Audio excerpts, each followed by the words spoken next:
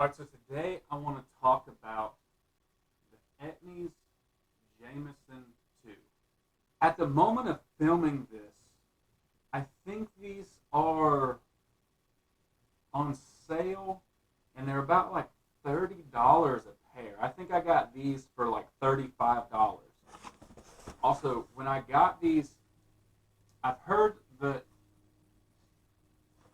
Alright, so I've also heard that these were really tight up here towards the toe. And when I first put them on, they definitely did feel tight on the toe. But what I did is I did the old microwave trick, threw them in the microwave for about 20 to 30 seconds, took them out, put them on, wore them around, walked around with them for a whole day. And actually, before skating them, anytime I was just going somewhere and I wasn't going to be skating, I wore these shoes, and that pretty much broke them in and set them to my foot. This is supposed to be a cup sole shoe with a vulcanized feel. So, best of both worlds, I would imagine is what they're going for. And so what I thought was going to happen is that it's going to be a cup sole design where there's just a really thin outsole, and that's not far off from what it is. It's a cup sole design, but the insole is actually really thin. So there's a lot of protection in the outsole, but the insole is very thin, and it's so thin that they had to glue it in. I'm sure to keep it from moving around, because usually when you have a thinner insole, they'll move around and fold up under your toes and stuff. So I'm not going to rip these out because I'm not actually done skating them. I just wanted to do a review before I put a little shoe goo here, because honestly there's still plenty of life left in these, and the only reason that it wore as fast as it did here is because everything that I do just about is where the abrasion is right in this spot, with the exception that my tray flips wear out right here. And then my heel flips and stuff, any kind of heel flip trick takes all the damage off here. I use the whole side of my foot. Some cons of this shoe: the laces seem to not want to stay tight. They seem to want to stay loose. Maybe if I would use this top eyelet, that would have helped keep them tighter, but I've never really been one to use the top eyelet, especially because I like to slide my foot in and out without having to relace them over and over again. Is it does not have the elastic inside to hold the tongue. So as you can see, I'm just going to pull this straight up. The tongue does go sideways. That's something that I really dislike. It doesn't have the little thing, which never actually works anyway, that you can run the laces through. So that's about the only thing that I would do with these is put the elastic right here just to keep the tongue centered like that. But everything else is almost all pros. This is a pro and the con in a way. There is a little extra padding on the heel side around the ankles. This messed with my heel flips a little bit. Just that little extra bit of poofiness kind of made them a little less consistent.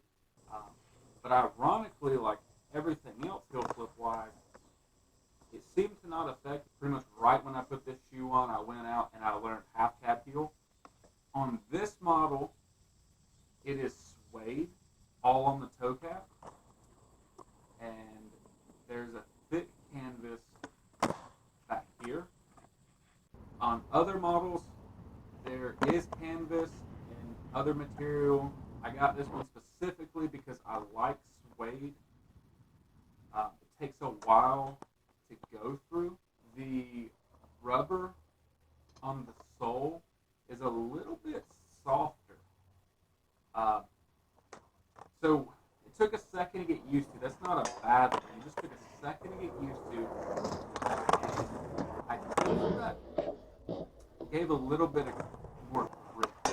There are two, possibly three layers of material here. It looks like a thick suede, and then there is uh, like a just as thick foam. You can't really feel that it's like super thick, but it has a little bit of padding here with foam, and then a little bit of a mesh material underneath it, probably to keep hold the foam together. And because it is so thick, there was actually a hole here for 2 sessions before it wore through and started tearing my sock. You could see through to my sock, but you couldn't. It didn't actually tear it for like 2 sessions, and I'm talking. These sessions are like 5 hours long, skate days. I did, when I got this shoe, I put glue here because any shoe where a stitch can be touched, it's going to rip. A stitch is going to rip. It's not anything bad against the shoe. It's just going to happen. So I did that anyway. If I didn't, it looks like it would have ripped the stitches here. More likely to do with doing things like my heel flips or anything that's like front side 180ing. For me, the laces were far enough away that I didn't actually make contact with the laces. There was plenty of tread on the bottom. I still haven't actually gone through the tread in this spot, which is pretty much where it mostly wears down at. This happened almost immediately when doing heel flips and half cab heels, etc. This took a little bit longer, but I think it's because right on that lip on the inside is a softer material for right where it meets, but it's not bad because it's not lipping in, nothing's like pressing against you. Even though this is canvas, it's like a thicker canvas with padding underneath it and an inner layer of material to hold together, and it still hasn't wore through any of the canvas.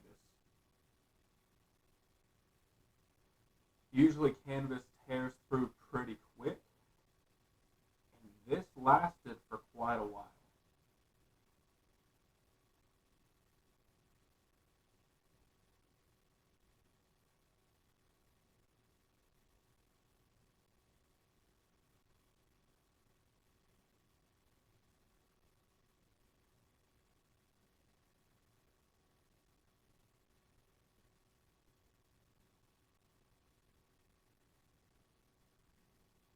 I did like that the tongue was a little bit wider, and that it has a little bit of padding in the tongue to help protect when the board comes down.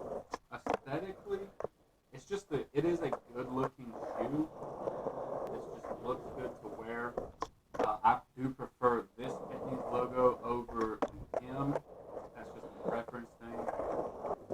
And it looks good right here tucked away like this. The whole aesthetic of the shoe is just really clean, really well put together shoe. And there's plenty of life left in this. I'm going to, whenever I get shoe goo, patch this up, and I'm going to continue to skate these. This shoe is mostly abrasion that is just natural.